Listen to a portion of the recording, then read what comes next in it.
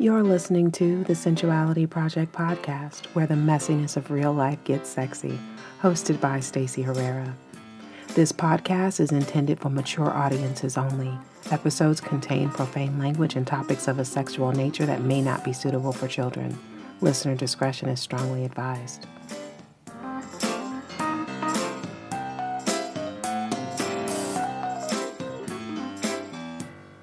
Welcome back to the Sensuality Project podcast. I'm your host, Stacey Herrera. Thank you for joining me again for episode number 4. I'm so excited. I know I say that every week, but I'm so excited. I'm loving this so much. My guest today is Hilary Booker. Oh my goodness. Let me just begin by saying that my friend Biba Atta, who was in episode number 1, actually introduced me to Hilary, and I'm so grateful. I'm so grateful. Hilary is smart and insightful. She is in tune with her body. She's in tune with nature. She's connected to the feminine. And even more than that, she's an intellectual. So it's not like you often find women that are in tune with themselves and with everything around them that are also really intellectual. And Hilary is like all the things. She is funny, and our conversation was so expansive because there were a few of my own quirks that I've always kind of felt like nobody got them, and Hilary got it. Like we just vibed, like we related on so many levels. I'm super excited about the work that she's doing because she is committed to moving everyone forward. Like she's committed to getting in the trenches and talking to the people that are often ignored and exposing the amazing things that are happening on the ground level. I won't tell you much more because I want you to listen to the episode, but Hilary is just amazing. I'm just in love with her, so smitten, and I know that you're going to enjoy this conversation as much as I did. So I'm just going to stop talking so that you could listen, okay? Do you experience spontaneous or responsive arousal most often? Responsive. Me too. I mean, every now and then, it's interesting. I experience more spontaneous arousal when I am by myself. Yeah. Yeah, but I say, what actually happens to me? So I'm a researcher. I have a PhD. I'm a writer and academic. Mm-hmm. If I start to get too deeply intellectual, mm-hmm. I will start to become aroused. So you are definitely more of a sapiosexual. I'm absolutely a sapiosexual. If you cannot get to it's very difficult for me to find people, because if you can't get to my mind, then you're not going to get to my vagina. Well, and the buzz wears off faster if the person doesn't, experience really stimulate you. Even if there's a physical attraction, the buzz, like the period of, oh my God, every life is so beautiful. Rather than it being, 6 months to a year, it might be like 30 days to 2 weeks. Not even literally, if I can't have a conversation with you, you will not have any chance. There's no chance. There's not even 30 minutes. If I can have a conversation, then this is never going to happen. I love that. I can override my physiology at first. Mm-hmm. I can override it at first. Yeah. And of course, if alcohol's involved. Well, yeah, when alcohol's involved, then it can be different. But mostly for any kind of long-term, but even with alcohol involved, if I can't have a conversation about something, and I can talk about all sorts of stuff, right? I have a very broad level of interest and type of interests, but if I can't talk to you about something at the level, and I tend to be, and this is something that I've had to learn about myself, is that I don't think, to me, I'm just me, but other people are always like, man, that's too deep. You're going too deep. And I'm like, that's just me. Mm-hmm. But depth is the way to go. It is. You know, it's interesting that you say that. I just wrote a quote down, like right before we started chatting, from a personal ad in LA Weekly from like 1979. And this is so you, that says, I don't want a physical relationship. I just want someone to fuck with my mind. Absolutely. That is totally me. That is totally yes, me. Where did I just pull this out of a book? Oh, it's a book called, if you may have read it, The Compass of Pleasure. I have not, but I'm going to write it down. Yeah, I can't think of the author's name right now, but it's very, it's really about the like research around like the things that create pleasure inside of the brain, like neurologically. So sex and drugs and different things. Yeah. Dopamine. Yes. Dopamine. Yes, you'll appreciate that. Yeah, I will absolutely like that. Okay, so my second question is, if orgasm is a neurological response. Look, and I didn't know that you were a researcher when I wrote this, by the way. Look, how intuitive of me. Yes, exactly. Okay, so if orgasm is a neurological response, which means that it's possible to have an orgasm without physical stimulation, and that being said, what thoughts cause your body to turn on? I can have an orgasm without stimulation. You can? You have to talk yeah. about it. I haven't ever been able to do it. Okay, I can do it. But what gets me there? I think when if I meet someone who's really interesting, I would say if I meet someone who's really interesting, definitely, like I said, if I'm really deep into writing something, if I'm in a deeply intellectual space, then I can stop and have this physical bodily response and have an orgasm without any kind of stimulation at all. That is amazing. I am impressed. And I think that's something that probably a lot of people would shock a lot of people about me. Mm-hmm. I think that's amazing. Do you find that is it as physically pleasurable as a physically stimulated orgasm?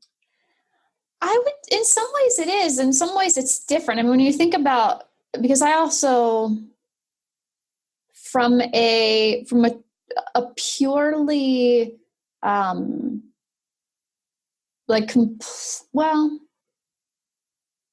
it is different. It's kind of like a gentle wave.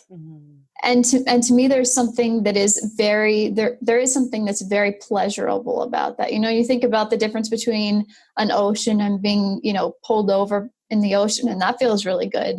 But there's also something about, just having a very gentle wave wash over you. And that's kind of how those types of orgasms are.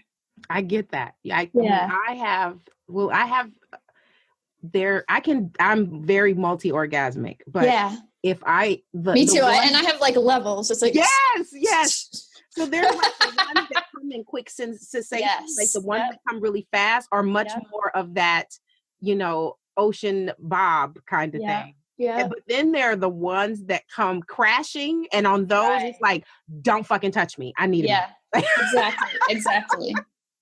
I love that. Okay, so now I'm going to give you 3 descriptors and you tell me what the object is. Okay. You stick your poles up inside of me. You tie me down to get me up, and I get wet before you do. What am I? Can you say it again? You stick your poles up inside of me. You tie me down to get me up. I get wet before you do. I don't know. A tent. Oh, yeah. You know what I was going to say was an umbrella, but then I was like, that would have worked though. Yeah, I was going to say an umbrella, but it wasn't the part so. Yeah, I never get those right. In fact, only one person that I've chatted with so far got it like spot on. I can't remember what I asked her, but I was like, I never get those. Yeah. Because I immediately start thinking sexual. Sex, yeah. Exactly. I'm like, me? I don't know. Yeah, I immediately get sexual. So I love, Look, now I'm thinking about having an orgasm with thinking. Because now that's where my head is at. Like, oh, right. I think, why I think that it happens during these deeply intellectual times is because it requires this certain level of focus, mm-hmm. right? And it's like a deep focus on a really tiny, minute detail, right? Mm-hmm. And I think there's something about that I have the ability, the capacity to generate an immense amount of focus that's extremely concentrated in an extremely small concentrated area. And I think that's, it automatically, my head starts to get blown, and then it's like the energy has to go somewhere. Yeah. And it just goes straight to my clitoris. So I love that. Yeah. Look, I don't think I have that kind of focus. Like I know, like even in meditation, if I'm meditating for an hour, it probably took me 15 minutes to get into the meditation. You know what? It's kind of like what I was saying. It's kind of the opposite of meditation, mm-hmm. right? Because the idea behind meditation is to have zero focus, mm-hmm. essentially. That's the opposite of that, having complete focus. Yeah, I think that I have neither in either direct. I'm a Libra too. Okay. So I am probably equal parts, Right. That's what I was going to say. Whatever you can do one end, you can do on the other end. Yep. So yeah, that's totally me. I'm always kind of hanging out in the middle, in the sacks. Yeah. So how do you feel about the relationship that we as women have been conditioned to have with our bodies? How do I feel about it? Yeah, like what are your thoughts? Like, I mean, especially now where like feminism is a new, like has a new voice that, didn't exist before. So people are talking about it. Body love is like a big thing. Like self-love is the new black. Like, like all of these different languagings are happening. I found that there's some pieces missing. Like, I almost feel like there's a depth that's missing. It feels so surface. But I know, like, we didn't come like that. Like, we arrived to the planet completely immersed and connected with our physical selves. We go wherever sensation is, our attention is there. We have no qualms about touching something or ourselves. And then it gets unlearned because, of course, the women in our environment are largely not really living in their bodies. And then we get to, however the certain age is, and our body starts like clubbing us over the head to pay attention. Like, look at me, look at me. We lose our ability to really capture our own intuition because intuition speaks through the body. So like, when you're in the midst of just your regular life and you see the disconnection, because it's so blatant sometimes, like all the time. It's blatant. Like, what do you think about it? How do you feel about it? Is it something you feel like if there was a thing to do, what is that? What is it?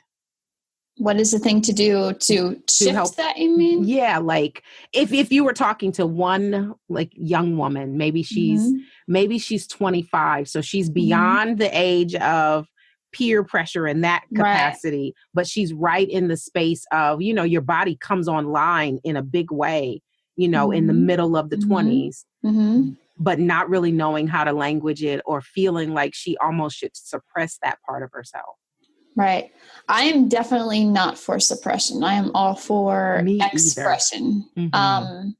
And people coming to define, I'm all about people defining an aspect of their lives the way that feels good to them. So, but I also feel like as women, if we don't connect with our wombs and our womb spaces, and if we don't connect with our pleasure and our clitoris, our entire reproductive system, then, like you said, that is the seat of intuition, and we can't actually know what feels good until we can connect with that.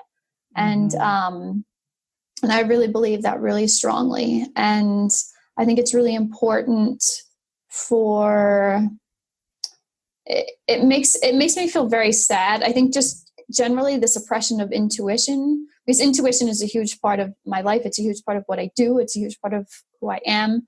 and a huge part of my work. I also, in my own work, it's about the relationship between the bodies we're in and the bodies we're on. So I'm an earth-based lifestyle coach, and a huge part of that is connecting our bodies that we're in with the body that we're on. And I believe, again, that the root to understanding the earth and how the earth feels and acts and interacts with us and behaves is, between our legs. That is the root. You're like for women, all for of women my language. And men. It is the way that women can find there. It's also the only way men can get there, right? So they have to understand that space in order to understand the earth. And so I believe there's a direct link between, the pleasure of women and eco spirituality, eco sensuality, eco understanding, and a direct link between violence against women and violence against the earth. Yes. You're speaking my language different than I speak it, but I get it. Okay. Yeah. I think that I'm glad you brought up violence against men and women. Because I believe that our emotions are really, we experience them through our nervous system. But right. So often the way that we are learned, I don't even know that we're learned it, actually. Right. I think that the way that we interpret emotion, we think that it's just a thought and that it's just something that lives in your head. Right. Except for every thought creates a sensation. And so we experience the emotions through our neurological system. And oftentimes our nervous system doesn't have the capacity for what we need to experience. Right. And I think that's in large part to the fact that we are all suffering from touch deprivation. Well, absolutely. And that's a huge thing for me. I was saying yesterday to a friend, again, coming from a very intellectual space, I said, I think a lot of things could be healed if just those people were touched. Actually, I'm in the process of, I have a lot of things kind of lined up in terms of where I want to be moving in the future. And one of those things is to do some sort of, be trained in some sort of touch therapy, some sort of massage, like craniosacral massage, or even kind of merge my own talking through massage.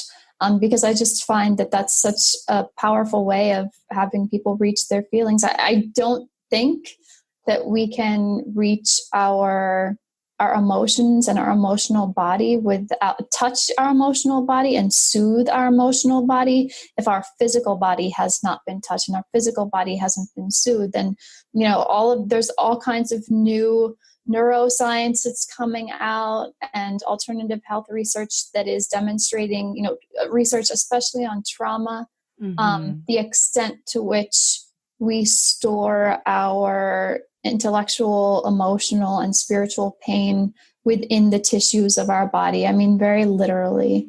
Absolutely. I wholeheartedly believe that. And I really think that in terms of violence, well, for one, I think, and I can speak to American culture because that's where I am, but men have a huge touch deficit. Yeah. Because when they get to a certain age, nobody really touches them. Right. There's all these rules around. And they're not allowed to touch. Right.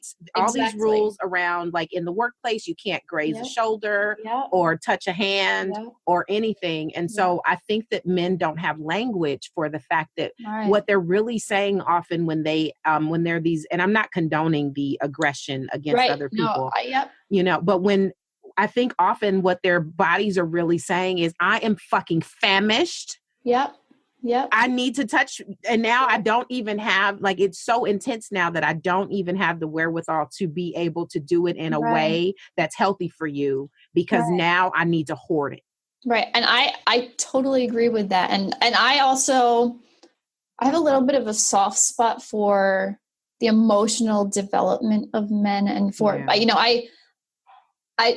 I can't do the man-hating thing, I guess, because I can see it's too clear that exactly what you're saying is true, that Men really need to be, and again, there's research that's now coming out to show how emotional men are. I was communicating with somebody recently about, she and I have been receiving some similar kinds of messages about the divine masculine and what the divine masculine really looks like. And it's a much more emotional energy, than I think a lot of people would guess. And so, yeah, I think there's a lot to be said for that. Everyone needs more touch. And I think there are, in some ways, I think there are too many rules. And I understand why the rules are what they are, in terms of professional workplace, things like that. And I think, there's so many men who really need to be touched. Men need to be nurtured just like women need to be nurtured. Men need to have their backs rubbed, their hair played with, like, they need and want all of those. And I'm also a very touchy person. So I think I've discovered this just because I get real touchy around men. But they want that in the same way. Like there's I see that same sort of gentleness come out of a man after he's been touched in a really compassionate, loving, gentle way. I see huge energy shifts. So I think that's really important. Imagine how different, just in like high energy jobs where there's a high level of stress. Let's say on the trading floor, right? Yep. Which is a very male dominated environment. Yep. But imagine how different that energy would be if they had 2-minute hugs. Exactly. 2-minute hugs, like, a couple of times a day, right? Or whatever. Even, because I've seen that visceral shift in a man when you, like, especially if he's like fired up, and you're like, come here. It changes, it dissipates so quickly. But they're not allowed. Right. They're not allowed. And I also, it's not that I don't understand why the rules are there also, but I can't help but wonder if the rules are creating the problem. Well, I would absolutely say that, in my opinion, they are a huge piece of the problem, because then what you resist persists, right? So wherever there's resistance to something, there's less of an opportunity for exploration in healthy and consensual ways, right? So yeah, and I think because the emotions, again, are part of the neurological system, I think that there has to be, and I'm not a researcher, this is just me making dots connect in my neural cortex. That's also research. But I have to believe that there is a direct correlation between, the men's touch being deprived, them being touch deprived, and their emotions being suppressed. Right. Those two together create the perfect cocktail for aggression. And I think, we see that with, sociopaths and, people like Hitler and Stalin, when they study their childhoods, right? It's because they experienced levels of, lack of touch or violence from their mothers or violence from their fathers, that there is all kinds of research out there that demonstrates that that's true. And yet we still continue to, put down men. It's like, really? Don't act like a girl. Exactly. Don't you dare cry like a pussy. Exactly. Or be a sissy or whatever it is. Yeah. On the planet. Like exactly. It's really sad. It's really sad. I speak often to women, and I don't have a son, I've got a daughter, but I speak often to women to please don't stop touching your son. Exactly. Like, please don't stop touching your son. Like, he needs to be touched beyond the toddler space, because that's usually where it ends. You know, it's to be about 5, maybe you're taller than they think you should be. And after that, they start treating you very differently. Right. It's like, he's a boy now. Exactly. He's still going to be a man. Exactly. And once he's a man, then you can't touch him at all. Exactly. Right. Which is so counter. Just even if we didn't have which we do have the wherewithal to pay attention to what's happening in our own environment. But as much as we love nature documentaries, the males get groomed just as often as the women. In fact, they often have a harem of women grooming them. So it's not like nature knows. Yeah. And I guess that's one of the casualties, though, of our big, beautiful brains, is that we override biology very easily. Yeah, and I don't even know if it's our brains as much as it is our enculturation in this time, in this space, in this particular culture. I mean, because not every culture is like this. So I don't know that it's necessarily our brains. I think it's that the way that we've chosen to shape our brains and shape the wiring of our brains is what is making us, because, there's also documented evidence that when the brains of people in this culture are rewired, then different things happen. There's all kinds of different research being done right now with psychedelics that's showing, particularly, with men and women, but particularly with men, because they tend to be the primary people taking psychedelics and the primary people in the psychedelic research, that it's one of the most effective ways of changing people's perceptions around touch.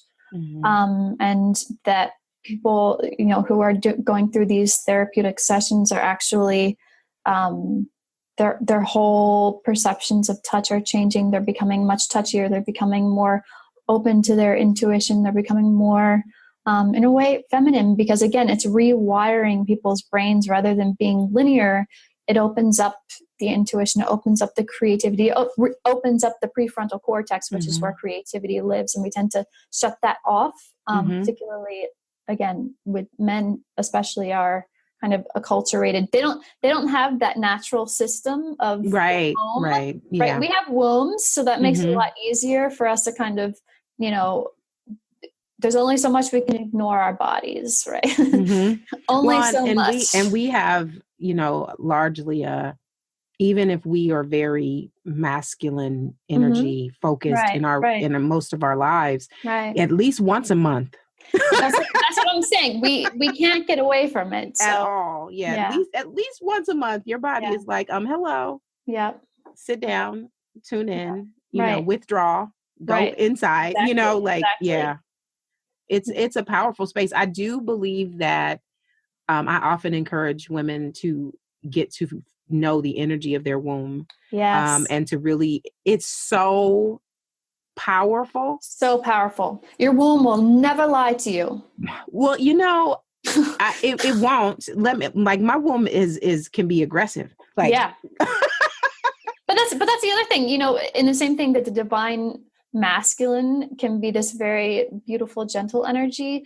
The divine feminine, the wild feminine, can also be extremely aggressive. Oh, fierce. Right? So fierce. I mean, to a certain extent, I'm always like, feminine energy is way fiercer than masculine energy. Oh, absolutely. And it has to be. It's so protective.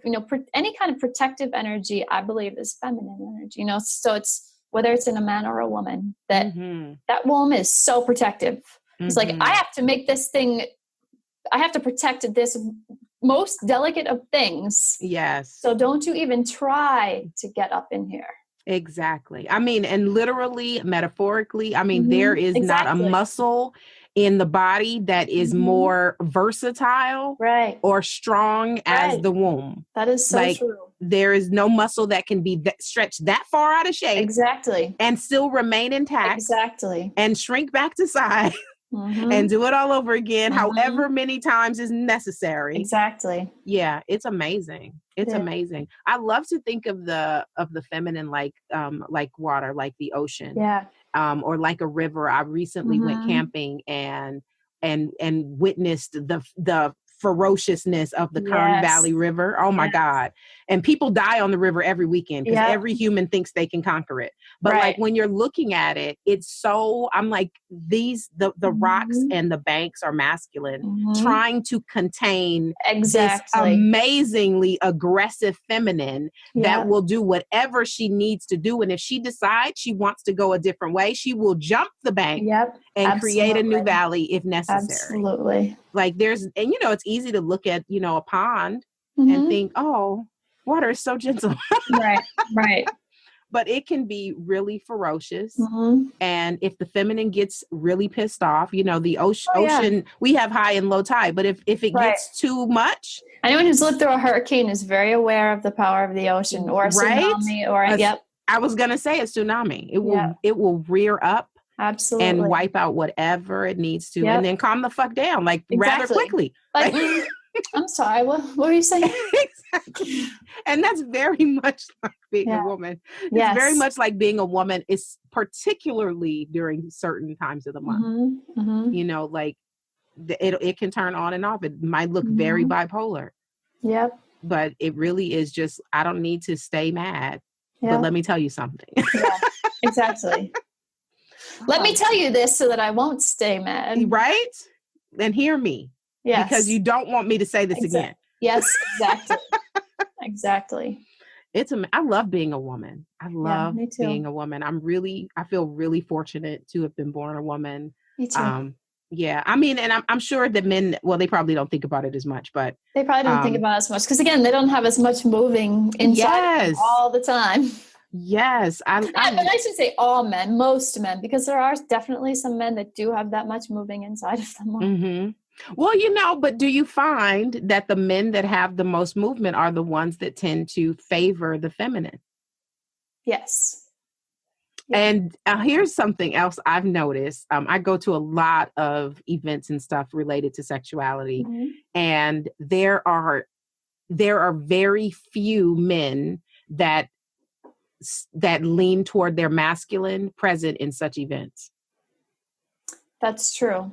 And to a certain extent, it's kind of sad. And I'm sure it's because they fear, being that, and so it's, again, kind of the opposite of what happens often in dominant society, where, men aren't allowed to embrace their masculine energy, or women aren't allowed to embrace their feminine energy, or, whatever it is, that there's very few spaces where people are allowed to express all of their, humans in general, regardless of how they identify sexually or how they identify their gender, are allowed to express the entirety of the masculine energy that they feel and embody, and the entirety of the feminine energy that they feel and embody. And I think this is a time right now, sort of cosmically, where we're really grappling with that that balance. And so there's a lot of shifting, a lot of pendulums,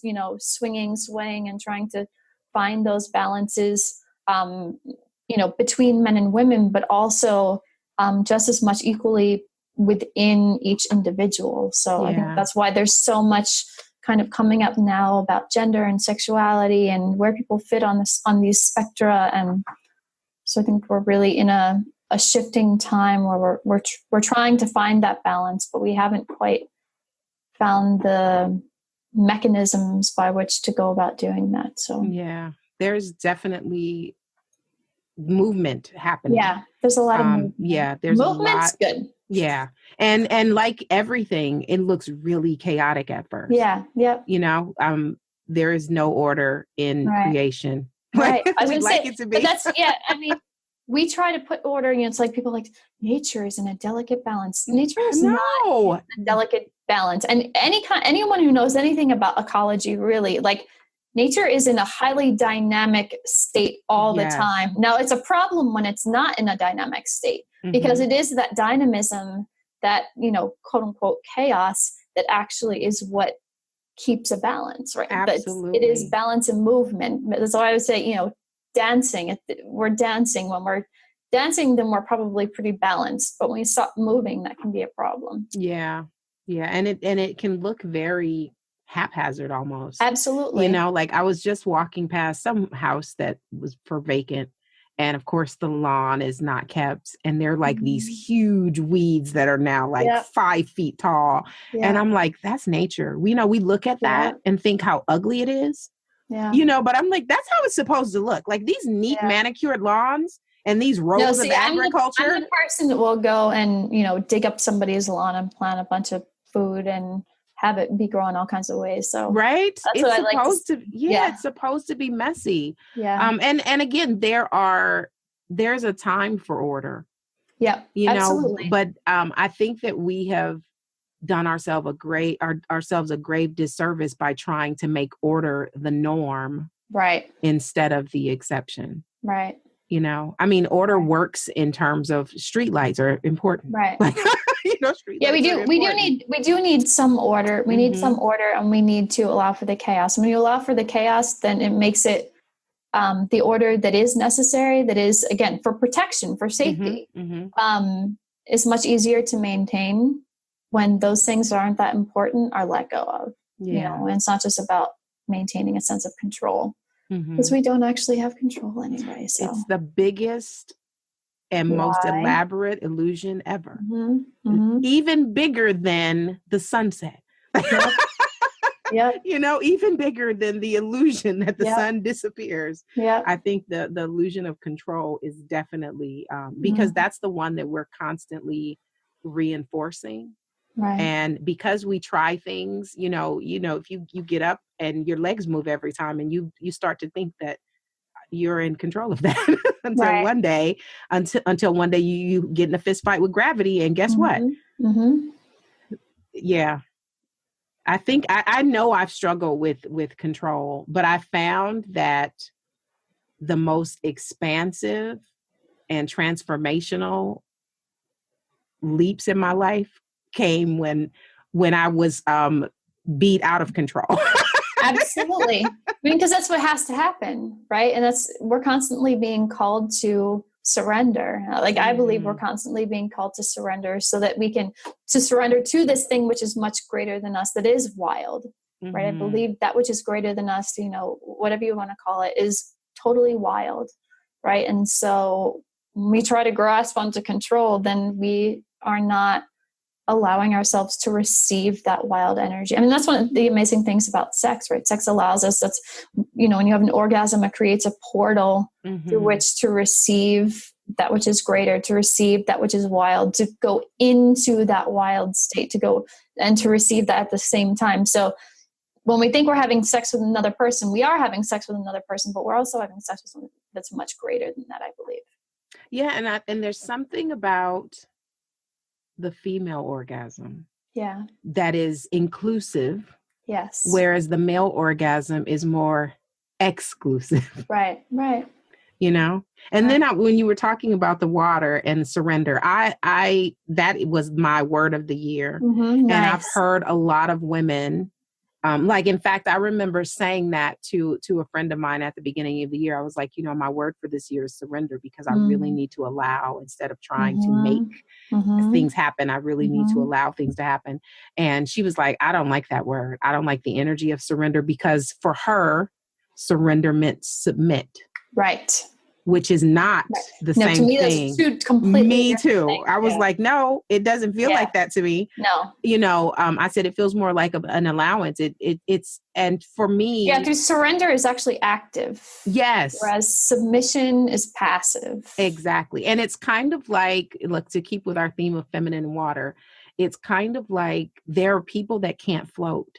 Right. And the reason that they can't float isn't because their body doesn't float. Right. It's because they're trying to maintain control. Yes. And all it takes, because it's like your body doesn't change physical structure to allow you to float. It literally is a switch you must flip inside of your mind to go from control to surrender that will allow you to become buoyant. And because it's not like all of a sudden, it's not like you lost a whole bunch of weight and floated to the top. Like you didn't. It literally is a switch in your mind that you have to switch, that just says, I release my need to control. Well, most every shift that we can possibly experience in life is just a little switch in our mind. Very easy. Well, very easy in concept. Right. I can very easily switch to floating. It's amazing when you do it, how simple and small it is compared to what an immense mountain it seems like. It's just a switch, but we think it's a mountain. Yes. Right? And the struggle is real, for someone so real. Someone who can't float, they're like, no, I'm like fighting with the water. Yeah. It's trying to swallow me whole, but it isn't, It's all a matter of perception. Absolutely. Yeah. I'm thinking now about the things that I have been I've been in a really great space the last couple of months of becoming untethered and unbothered. And some days I am both things for at least 5 minutes. That's huge. Not all days. Huge. Some days I'm one or the other. Right. I'm having a much easier time with being untethered than I am being unbothered. But it is just a switch, because it's just a matter in the moment when I'm feeling bothered. It really is a matter of me deciding not to be. It really is that fucking simple. But not in my mind. It's like, you don't understand. It's fascinating. Oh my goodness. If you're just making all kinds of light bulbs happen in my brain. Look, I love having, because this is the thing. It's not that I'm used to having conversations that have depth, but again, I'm a Libra. So I'm just as bookish as I am woo. Right. But it's I'm an Aquarius. So I'm all book and all woo. Right. But it's not easy to find someone to have, that's what I was saying earlier, an intellectual conversation with about woo shit. Exactly. Exactly. Look, I think. Where's your moon? Do you know your moon is? I think I am Libra. Most of my house is Libra. I'm like, and then I have a little bit of Virgo, and I can't remember which planet. Okay. I have a love-hate relationship with Virgo. My mom's a Virgo. So I have a Virgo moon. Oh, wow. Yeah. How is that for you? I believe it's why I'm a researcher. I actually love, that's fantastic. I have all kinds of energies spread all over the place. So I tend to be actually a little bit attached to my Virgo moon. And especially since right now Mercury is retrograde in Virgo, which is one of his homes. And he's going to be retrograding over my moon right before the eclipse. I'm feeling, wow. Really, really happy about my Virgo energy. So yeah, I'm almost entirely Libra. Okay. I think I can't remember which of my planets is in Virgo, but my moon is in Libra. I believe my sun is in Libra. I'm so Libra. Got a lot of Libra. Yeah. All right. And I move like that.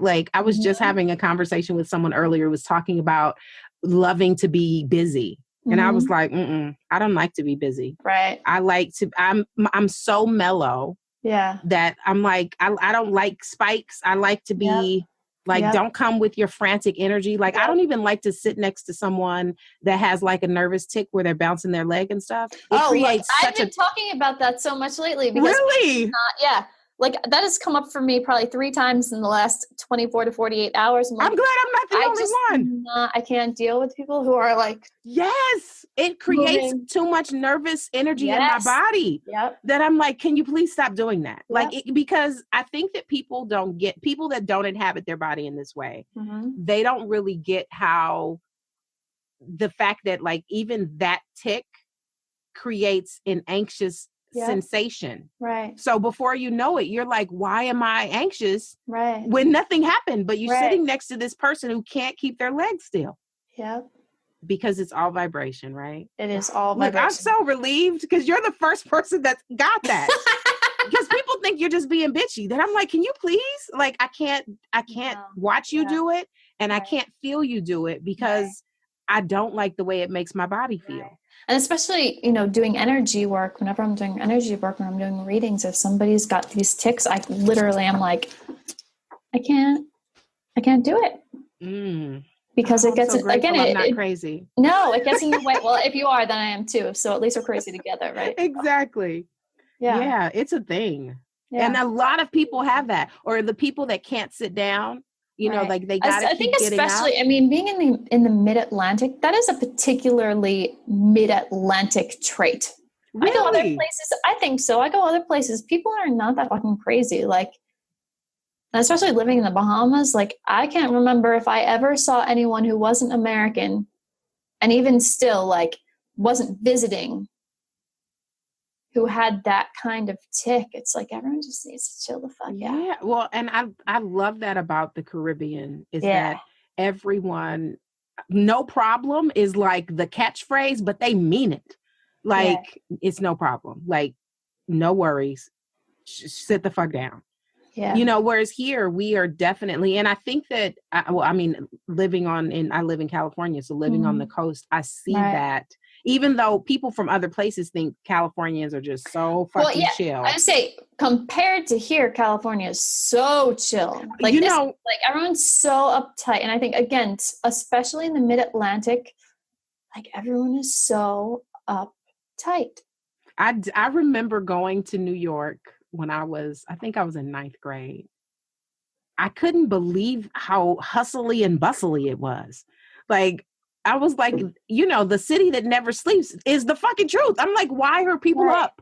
And it's like just as busy at 2 a.m. exactly as it is at 7 a.m. Yeah. Like, people are always on the go. So we definitely don't have that going. Right. And I'm so not that person. Like, I can't, like, I live in a city that's just south of Los Angeles. Okay. And it's the closest thing to a town that, in Los Angeles. So it's in order to come here, you either were on your way, you got lost because you can't pass through. The next city over is an island. Right. So it's relaxed in that sense compared to Los Angeles. Mm-hmm. But even now that I've gotten older, even this is too much. I'm like, I need something that's a little bit more slow because I do not enjoy the energy of busy at all. Yeah.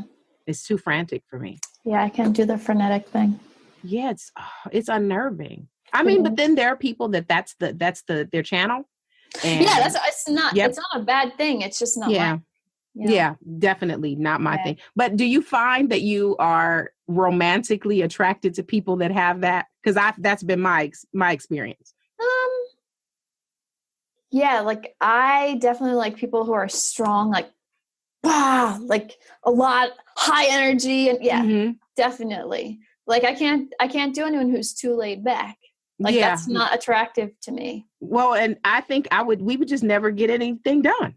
Right. Because that's the other thing. We would never do anything because I can be really laid back. Like I'm very, a book is an exciting afternoon for me. Mm-hmm. I don't need to be I don't even like to pack my day. Like it doesn't feel good to me, but I couldn't be with somebody that was like that. Right.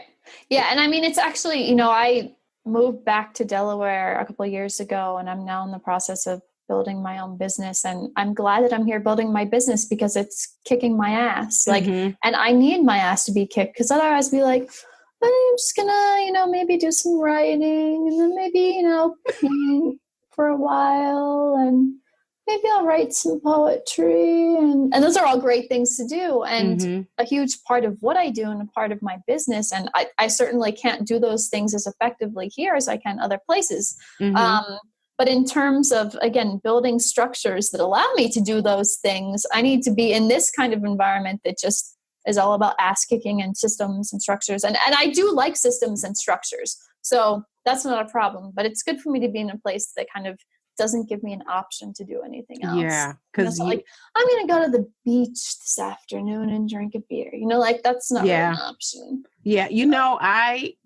I have I think like my scheduler gives me that thing because they're, on the days when I know I have multiple calls, bullshit is minimal. I can't bullshit because there's something on the calendar that has to be done. Yep. But the stuff that's optional is so easy to just let the shit slide, roll over. There's one entry that I've been rolling over on my calendar now for 4 days. And guess what's going to happen? Tomorrow, I'm going to put it on. Yeah. So like the structure is good. Like that's what I love about weekday mornings. Yeah. Because I really struggle to get shit done on weekend mornings because the structure doesn't exist in the same way. Yeah. I'm at a point now where I don't even know when it's the weekend or the weekday anymore. So I just kind of, every day is the same. Well, like there's certain things that I do on the weekday. But I think it's came from me.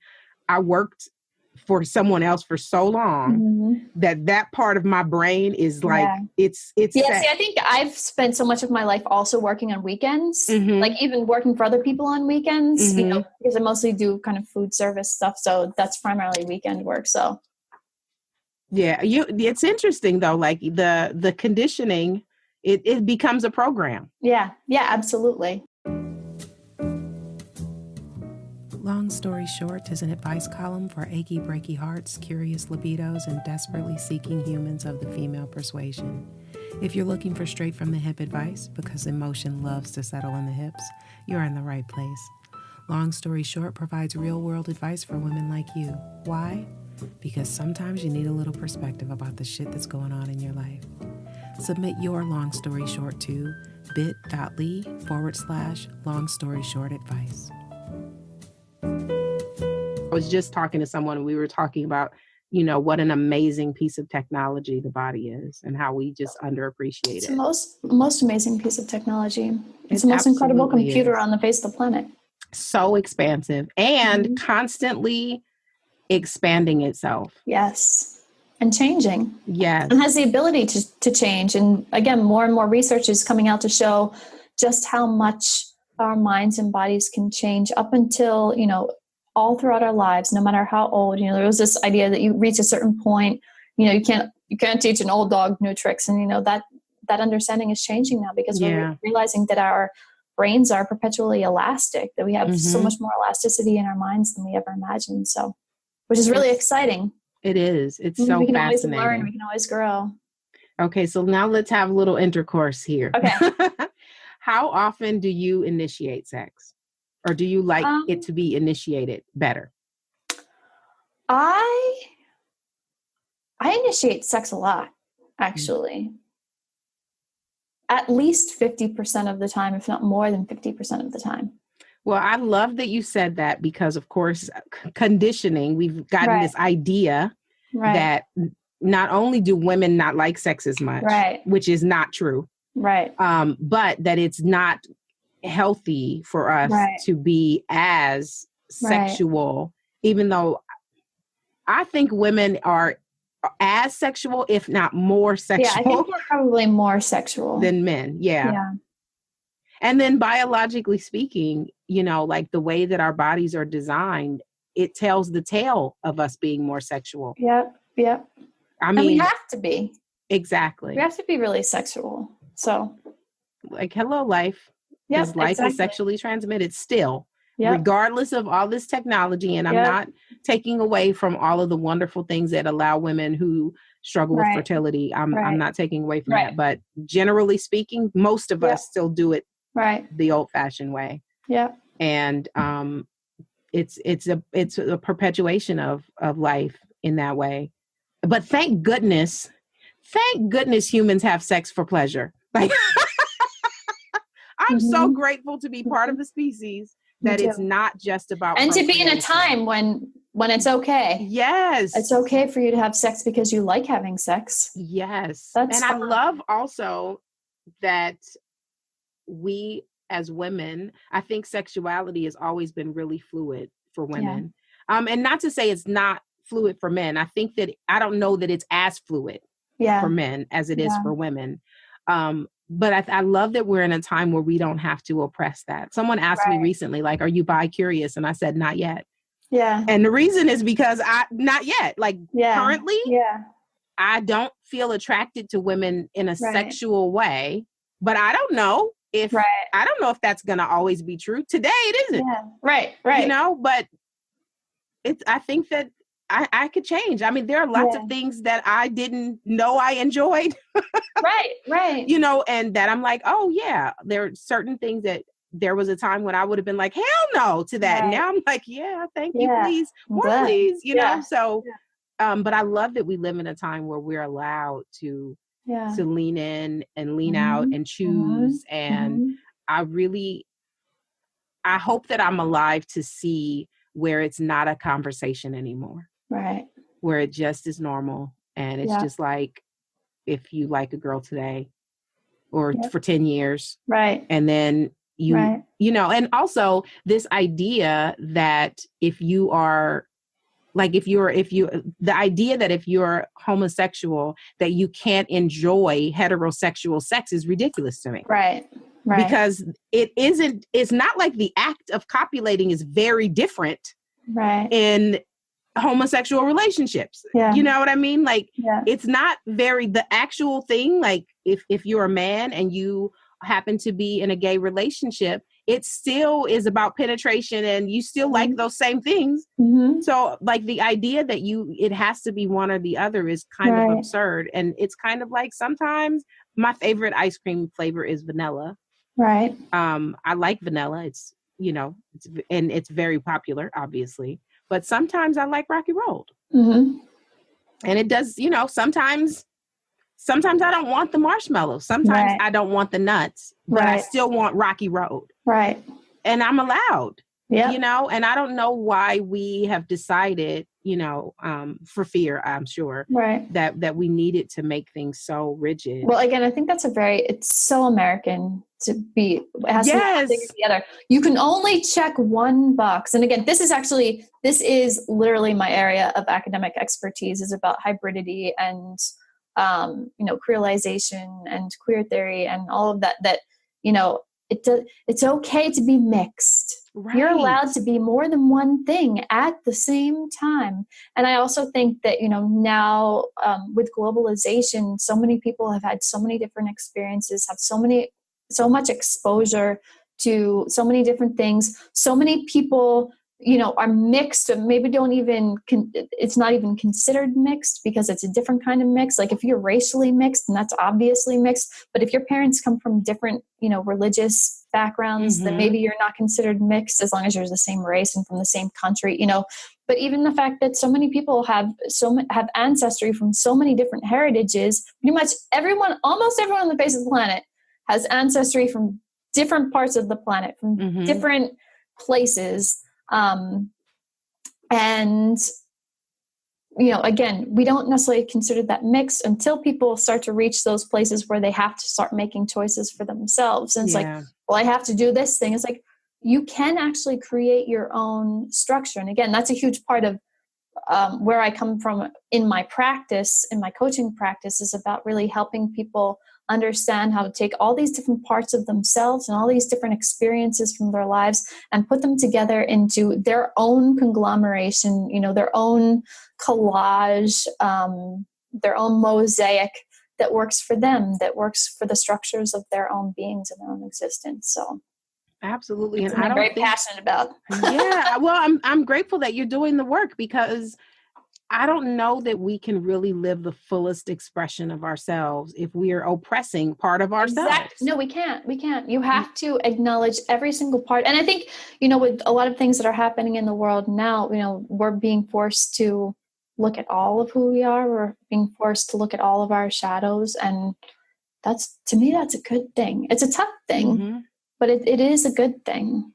And it's necessary, because like you said, you can't live into the full expression of yourself if you don't know the full expression of yourself. Or, it's literally, on the inside, it's like, we are so many different individuals within our minds. And so it's kind of like the same way if you have a group of people and one person, you're like, you need to shut the fuck up all the time. We do that to parts of ourselves all the time. And until we can say, you know what, that part that I've been telling to shut up, I'm going to let that voice be heard in myself. Until you can allow all the voices within yourself to be heard, you cannot allow all of the voices outside of you to be heard. It's not possible. So whatever you're repressing or suppressing outside of you, you're repressing and suppressing inside of you. No, I absolutely believe that. And I see it, and I witnessed it within myself, and we're so many different versions. Like I've been a lot of women. Yeah. I'm 40. Yeah. I'm 43. I've been a lot of women. I've been a lot of women this week. Right? I'm like, it's Monday. Exactly. And I think that it's really, we suffer so much unnecessarily by trying to just be one version. It's kind of like sleep. Like I have this thing with people in sleep. Like if I hear one more person say, I need to get my 8 hours, maybe you don't.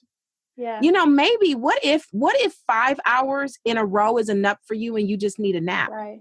Because you don't have to get it in one chunk. Right. No more than breakfast, lunch, and dinner. That might work for some people. Right. But if you're like a late morning person and an afternoon, a late lunch and no dinner, that doesn't mean your body's not getting what you need because it's not fitting in this box that you didn't even create. That's right. And when we think about, again, kind of what our natural states are, you know, we were hunters and gatherers. We were foragers, right? We did not eat breakfast, lunch, and dinner. We ate when it was available, you know? And we slept when it was safe. Exactly. Yeah, I just think that we are really, and again, not to say that we can't condition, you know, like I'm an early bird. I conditioned, I got that conditioning when I was young, really, which was not about me naturally having a biological clock that got up early. It was because that was the time when I could, one, be alone because I have two sisters. And for two, I could have my mother to myself. Yeah. Because they weren't early birds. Yeah. So it never went away. So I am still very much a morning person. Yeah. And, you know, and it doesn't matter what time I go to sleep. I could go to sleep at midnight and I will be back awake by 4. Yep. But maybe I'll take a nap instead. Yep. You know, I might sleep for 3 hours in the middle of the day if it's available to me. And it's okay. Right. It's going to be okay if you take a nap. It's completely fine. I think siesta is important. Yes. I'm a big supporter of that system. Absolutely. But I think that it's interesting because you hear people cubbyhole themselves because of someone else's idea. And if you ask them and they struggle, if you ask them, does that idea belong to you? Right. You see this confusion. What do you mean? Yeah. You know, they said, well, who the fuck is they? Yeah. Who they? Yeah. They Trust me, I have those conversations every day. It's amazing. Yeah. It's amazing. And we struggle with wanting to own, you know, our own way, like to go against the grain. Yeah. And it's the only way we can be free. Yeah. You know, that's the only way we can experience liberation is if we know that we're making a choice. And maybe you end up, you know, you reach a point where you're like, I'm going to choose the exact same thing that I had and did when I was growing up. But when you choose to do it, it's such a different experience than it is when you think it's your only option. Completely different. And you can't actually choose something unless you know there are other options. So that's why I'm so grateful to, again, have lived in other places and experienced a lot of different cultural paradigms. I know what my choices are, you know, and so I know that whatever I do, it's a very conscious decision that I'm making. So. Well, you know what I found is that the people that are physically well-traveled, and not just they came from wherever they came from and then moved here, because that's not really well-traveled. You only made one real trip, you know, like, but, you know, people that actually have experienced and been exposed to different cultures, like well-traveled, have more open minds, and people that read a lot. Yes. Particularly fiction. Also tend to be more open-minded because they might not physically be well-traveled. Right. But they are, unless they only read one genre. Right. Well, and the other thing is, you know, speaking of reading, you can travel in your mind and not travel in your body. And there's plenty of people who travel in their bodies and have been exposed to all kinds of things, and their minds are still very closed because they have not allowed themselves to receive, or in some cases have not been forced to grapple with or receive the difference that they encountered or could have been exposed to if they had allowed themselves to. So there's also pieces of privilege and it's amazing. Yeah. You know, and I'm just as fascinated with humans that are open-minded as I am by humans that aren't. Because both of them are equally fascinating to me. Right. Like, you know, to see someone that is so set in their ways, you know, is just as fascinating to me as someone who is completely liberated. Yeah.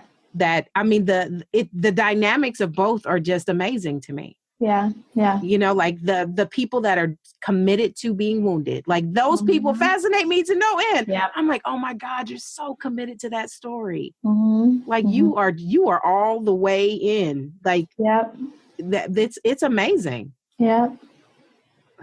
The human brain, like the brain. It is. And it's the primary sex organ too. Yes. between the ears. Mm-hmm. Oh, look, all of the things, all of the things. So do you believe that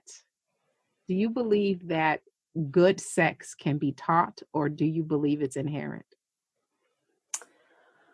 Both. And how subjective is that, like, or relative? Both. Right? Yeah, I think Mm-hmm. both. What do you think for you, like in your experience, what is good sex for you? Well, first I have to have an intellect. Like I said, I have to have a mind connection. It has to be an intellectual synergy, and an emotional synergy, and those are two different things. Because I can mind fuck someone and have no emotional attachment to them, and have and be really satisfied with the mind fucking, but it's not the same as making love with the mind, you know. So it is. There are different kinds of things, you know, and. Yeah, I also like variety. You know, I don't like sex to be the same all the time. So I like somebody who is, you know, sometimes I like something really slow and soft and sensual, and sometimes I just like to fuck. So it's, you know, someone who has a capacity to be flexible and wants variety, likes variety. Sometimes I like to be on the top, sometimes I like to be on the bottom. You know, it's yeah. But I think it is really important to me to have some level of connection with that, because otherwise it's just not that interesting or fun. And there's not the capacity to be really open about, this is what I really want, and have the person be like, okay, you know, or you know, I'm not even always, if I don't know that person is there because they really care about me, then I don't always feel as comfortable to say, you know what I really want? This is what I really want. That right there is a thing for me too. Yeah. And in fact, even when I've had sex that physically feels really good to me, if I don't feel like there's enough connection, or if there's any space for feeling between the two of us, I can have the pleasure, but my body will start responding. Like my pussy will get mad. Yes. And like I've had like a partner once that I really enjoyed sleeping with this person, and I could get very physically pleasured from it. But my pussy was like, look here. Like Do you know who Queen Afu is? You know, she has the Angry Vagina book. I haven't read it though, but I've heard of her. It's good. Yeah. And so I had a friend who went around and was asking women, you know, if your vagina could speak, what would your vagina say? So that's a really powerful, actually, I encourage people to do that even as a writing exercise. You know, if they're having a tough time, like get out of your head, hone into your womb.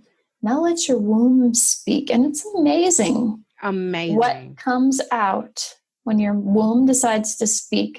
And like you said earlier, you know, it's like, then it can get aggressive. It can get angry. Like if you go against it for too long, because again, you can override biology. You can do it. But if you do it for too long, and I did it in that situation for too long, and I mean, I had a yeast infection that would not fucking go away. I tried everything holistic first, and then I was like, fuck, I'm going to have to go to the doctor.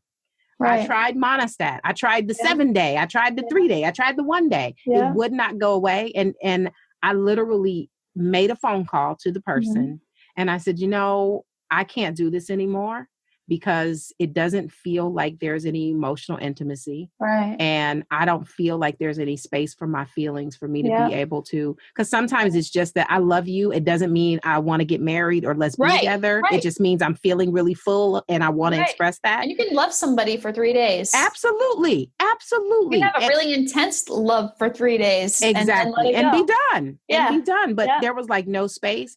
I hung up the phone 48 hours. My shit was regular. I mean, it was very, so powerful, very potent that I was like, okay, I get it. You know, because I wanted that not to be the answer, because I did enjoy the sex so much. I want it to be wrong. But I knew, and I kept doing it anyway. And it was just like, I already told you that this person. Let me tell you again. This is not the one. This is not the one. Yeah. Yeah. And I love that you said that about you can be in love for 3 days. Because can we please absolutely. dispel the myth that love has a time frame Mm-hmm. and then it's linear, Mm-hmm. and that you can't fall in love in one night. Yeah. Or you can't fall out of love in 5 minutes. Right. Like it is not static. Right. And sometimes that's all we need. Sometimes you can have an incredibly transformative love that can last for 2 days, and that can change your entire life. And you don't need to see that person ever again. And and it has no bearing on the amount of power that relationship with that person has on who you are. Absolutely. And who you needed to have in your life and who you need to become. I really believe that. I absolutely believe it too. But there's the first time I ever had an experience where I felt love quickly within a week, logically, I'm like, you're making shit up now. Like, because there's that idea that it's too soon. Yep. And then it was like, you know what? I am not from this place. Yeah. I happen to live in a body that is from here, but I don't remember where I was before I got here. Right. Like, I have no memory. I know I did not just poof. I came from someplace, and that means that if that's true, and I believe that with every fiber of my being, if that is true, then that means that any experience that I have isn't static either. Right. The same as I one day will no longer be here. Yep. And the house that I lived in will be vacated, and it will stay, and I will go just like upon arrival. Well, I was able to come in with the body. I don't even get to leave with that. Right. But, but if that's true, then I have to believe that it's also possible. The same way I could really love broccoli, and I could eat broccoli for several days in a row. And by day number 5, I might be like, you know what? I am so fucking over broccoli. Yep. And I might not eat broccoli for 3 years after that. Yep. But maybe you just needed the nutrients that you needed from the broccoli for those 5 days. Exactly. Which, look, I'm glad you said that too. Because I also really believe, because the body is always speaking, and it will ask for exactly what it needs. Anybody who's ever had an iron deficiency and experienced any kind of pica. I had one that was crazy. Never ate so much ice in my fucking life. Couldn't live without it. Carried around a 32-ounce cup of ice at all times with a sweater because I was always fucking cold, because I was always eating the ice, because my body was saying, I need iron. Right. And we do get those, the body will ask for specifically. For some people, it's right when their period starts, they need to eat red meat. Yeah. That's a thing. Or maybe they need to eat more spinach or whatever. Yeah. But we also have, again, because we've been accustomed to living by, the food chart. This is what you need. Yeah. And now I found, and I happen to be vegetarian, but I don't believe that everyone is supposed to be vegetarian. Right. But there's this idea we shouldn't eat animals. And I'm like, tell that to a lion. Yeah. Like, what are you going to say? Like, from now on, no more caribou. You know what I mean? So, I mean, it's apparent that that's part of the natural order of things. But these trendy things happen. Like the keto diet is trendy right now. The keto diet is trendy, and paleo was trendy a couple of years ago. Yeah. And, like these trendy things, and then people decide like that's how it's supposed to be. Yeah. Because we are not listening to our internal compass. Right. And that's a huge part of my work as well. Because I do a lot around diet, personal chef, a lot of plant-based cooking, all kinds of different stuff. But a huge piece of what I do too, in terms of helping people build their own structures in their lives and figuring out what's best for them, is about diet, and is about helping people to experiment with what really works for their own bodies. Not saying, well, it must be this way. You must follow this thing, or you must follow that thing, because I've just found in my own experience that, there's not any shaped form diet that's out there that completely, satisfies what my personal body needs. There's some guidelines, some guidelines work, but I'm all for people really listening to themselves. And even in terms of, I actually did a video 3 or 4 weeks ago that's up on my YouTube channel on my webpage that are about that balance between, eating meat and being a plant-based person. Mm-hmm. And, it's actually from when I was helping some friends slaughter their chickens. But so I'm really about the balance, about the balance. I think that that's so important. Yeah. I think it's, and like, I don't know that I was designed to eat meat. I didn't like it as a child, but I grew up in the clean your plate era. Yep. So I had to eat meat. And so I learned to eat meat. And so for me, it was kind of like I gradually phased meat out. It wasn't like one day I was like, I'm vegetarian now. It was just like, I stopped buying red meat. Right. And then I stopped buying chicken. Right. And then I was only buying turkey. And then I was just like, I'm not eating the turkey. Yeah. And so then it was just like, that's what my research is all about, is about people's food journeys, literally. And that is, almost everybody who I interview and talk to casually, that's, very few people are like, today I'm a vegetarian. Right. Most everyone goes through this sort of transition period where they're, moving from one thing to the next. And maybe I might talk to you in 2 years and be like, I just had a really great burger. I don't know. Yep. I don't know. Exactly. It's been probably 12 years, but I don't have, it just happened. Right. As opposed to me trying to make it happen. But again, I don't know who I'm going to be in 2 years. Right. And I might really start enjoying Chick-fil-A nuggets again. Right. I don't know. Yeah. But I love the space. Do you find that there in your work, like when you're helping people, do you find that there's a lot of resistance to adapting food as opposed to maybe making emotional tweaks?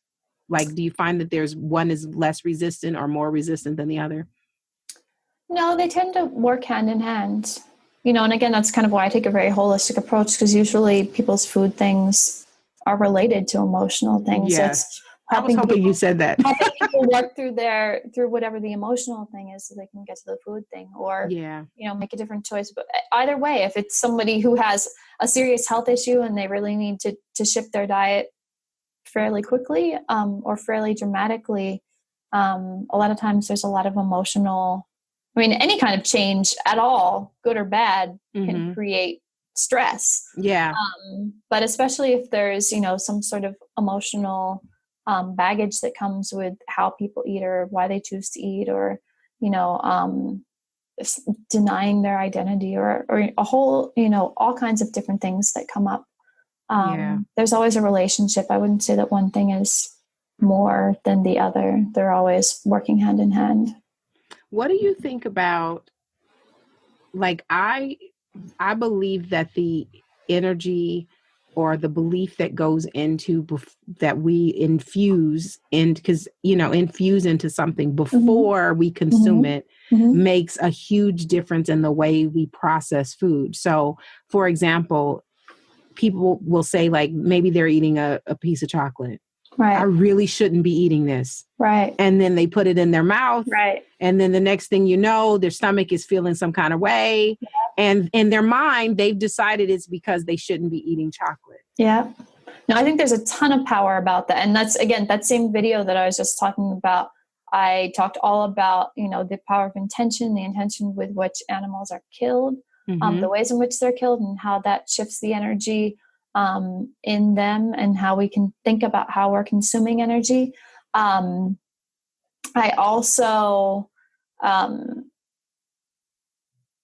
I, as a plant-based chef, as someone who cooks for people almost every day, I spend a lot of time discerning what I listen to when I'm cooking, because I believe that whatever I'm making, the energy that I am embodying is the energy that I'm putting into the food. So, like, I am very mindful about listening to music that makes me feel good. I'm very mindful about listening to podcasts that I really enjoy, that are uplifting, to keeping my energy and my vibe high, so that I'm putting all of those really high vibes and good energy into the food, because I believe that makes a difference. I do believe that the energy with which people cook actually changes the taste. I believe that one of the reasons why I make good food is because I make a really huge effort to be in a fantastic mood when I cook.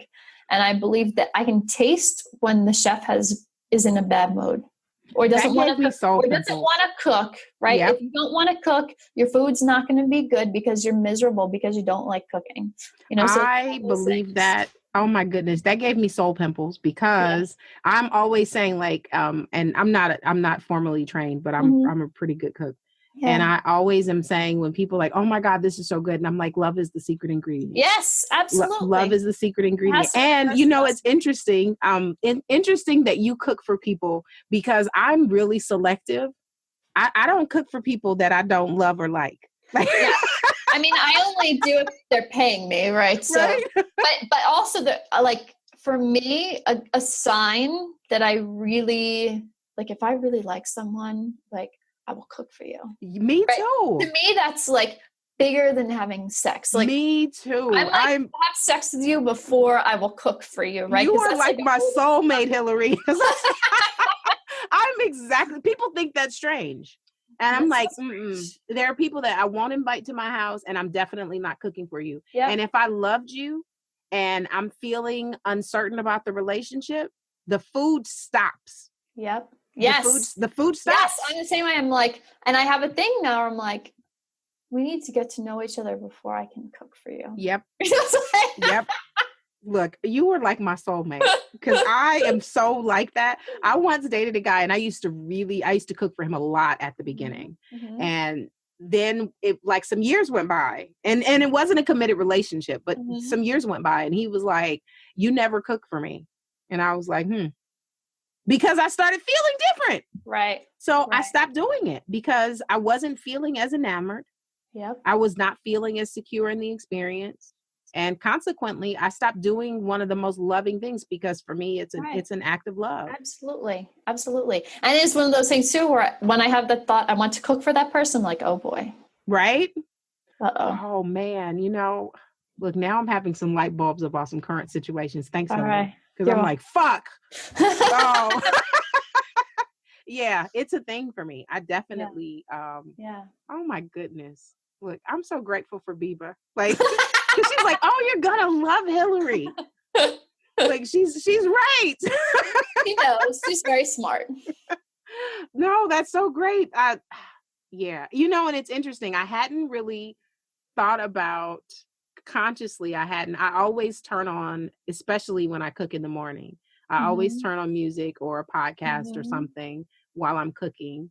Right. And it really hadn't occurred to me why I was doing that. Yeah. Yeah. And I never listened to, I don't want to hear any sad song. This certain, the blues do not come in the kitchen with me. No. It needs to be something up-tempo. I am particularly fond of 80s music. Nice. Yes. That was such a great era of music. It was very diverse era of music. Yeah, it was very diverse. Yeah. So I love listening to the 80s while I'm cooking. And soundtracks while I'm eating. Oh, I like that. Yeah, I don't like to, my daughter has a thing. She either needs to watch Family Guy while she's eating or she has to listen to classical, but we don't listen to music with words while we're eating. Right. But music that evokes emotion because classical and movie scores make you feel everything really powerfully. Absolutely. So again, hadn't really made that connection, but it's a thing at my house. Yeah. Oh my goodness. Look, you are just so insightful. I feel like my my neurons are just having a fucking party. Good. Because there are so many explosions. I'm like, oh my God, that's good. That's good. Well, now let's have some aftercare. Okay. How do you like to be taken care of after sex? Well, again, I'm a food person. I love to eat after sex. I love to eat and I love to drink after sex too. But something maybe I love wine, right? Mm-hmm. I love drinking wine, but after sex, I don't want wine. Mm-hmm. I want a really cold beer. Yeah. Or I want a bourbon or a rum, something that's just, and smoke a cigar or something like that. You know, like I like those rich, deep, again, it's the dopamine responses, right? So like those things that elicit those dopamine responses. So it's like chocolate and rum and cigar and like rich, you know, richness and just something that's really, and I like, you know, just softness and like putting my head in the person's lap or having him put his head in my lap, like real, like still very sensual and visceral, and just real chill. That's the kind of aftercare I like. You know, I don't drink very much grain alcohol. I mean, aside from beer, but I mean, like, you know, but I love the taste of like bourbon or on the other person's mouth. Oh, so like, no, look, that's a whole, oh God, that's a whole other thing. Yeah. Right? I love that. I'm like, every once in a while, I just want a little sip. It's not something that I would do regularly, but no. Yeah. It's like, a different experience. The bourbon or the rum and the cigar. Yeah. That like, I have a trail of men, right? Right. That's their thing. And just that smell. It's funny. I have a friend who owns a shop and there's it's kind of like a manly shop. And, there was this lotion in there and it was called Dirt Rum Tobacco. Right. And I was like, I'm already experiencing that. I had to have it. And this friend, he was like, that is you. I was like, yes, it is. Thank you very much. I'm going to wear this every day. But it just like evoked, and it was like that thing, dirt, rum, tobacco. You were like, definitely really earthy. I'm very earthy. Because those are very earthy, very tangible smells. Yeah. Yes. Yeah, I get that. Yeah. Okay, so this wasn't a question, but now I have to ask because you're so in tune with yourself. So in terms of like vibrators and voices, do you prefer falsetto or Barry White? Definitely Barry White. Yeah, I'm definitely a deep voice. Because again, that's the earth. Yep.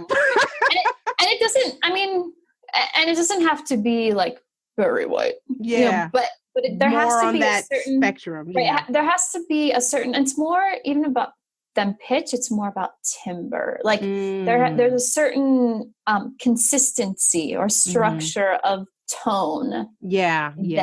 That I prefer. Like literally, if I talk to someone and I don't like his voice, he's out. He could be the most interesting. Like that's really important to me. It could be the most interesting person in the world, but if I don't like his voice, I'm not going to listen to him for that long. Like I'm really sensitive to voices. So when I find someone that I have, and you could have a really nice voice and not be as interesting, I'd be like, just keep talking to me. Yes. Like you are like my soul sister from another mother, because I have the same thing. Like there's certain voices, even online, like certain people in the online space that I really love their content, but I can only read what they write. I can't watch them on video or listen to them on audio because the pitch of their voice is like, it doesn't resonate with my frequency. And I mean, literally there's a specific place in my body where your voice has to resonate with that space in my body. And if you don't reach that place, I can't listen to your, like, I'm just not going to be turned on. Yeah. It's a weird thing. Like it's literally, I can like literally, I know what you're saying. Where that space is. Like I know what you're talking about. In the middle of my chest or just a little bit below my chest. And I have to hear, when you speak, I have to feel that place move. And if that place does not move when you speak, it's not going to happen. Yeah. No, I know exactly what you mean. I know exactly. Look, I've never met anyone else that got it like you get it, because people think it's crazy. And I'm like, you don't understand. Yeah. It really is like, you can feel it. You can feel it. Like, and there's if the voice is too up here. Yep. Like I don't like buzz, you know, I'm not into vibrators anyway, but I don't like buzz. It has to rumble. Yeah. You know, it is, It has to be more of it has to have depth. I don't enjoy music very much that doesn't have a bass line. It's very difficult for me to enjoy music that doesn't have, even if it doesn't have to be a drum, but it has to be some instrument that has some depth to it. Percussion, or I can't enjoy it. Yeah. And interesting, I went camping not long ago, and I listened to a lot of Latin music, and I didn't hate it, but I couldn't really enjoy it long term. And when I sat with it, I was like, why is it that I can't enjoy this? Part of it was most of the singers that they were playing had very high pitched voices, and the instruments didn't have enough depth. Yeah. That two combined, I was like, after a while, I was like, this is just kind of fucking agitating, actually. Yeah. That I couldn't really enjoy it. Yeah. Look, you are just all of the things. I've enjoyed you so much. I've enjoyed this as well. Thank you so much. I can't wait to listen to this, because I need to listen as a listener so I can take notes. All right. Like, I feel like there was so many gems and this was a lot of fun. Thank you so much. So much texture, Yeah. Look, people like us will get what that means. Like, yes, that's right. And if other people don't, it's okay. Exactly. It's okay. Exactly. We all are here to have the experience that resonates with our frequency. That is correct. Yep. Absolutely. Look smooth or rough. Yep. Exactly. However it may be. Well, thank you so much. Thank you so much. The Sensuality Project is produced, edited, and hosted by me. Music by bensound.com. The Sensuality Project podcast is a production of StaceyHerrera.com.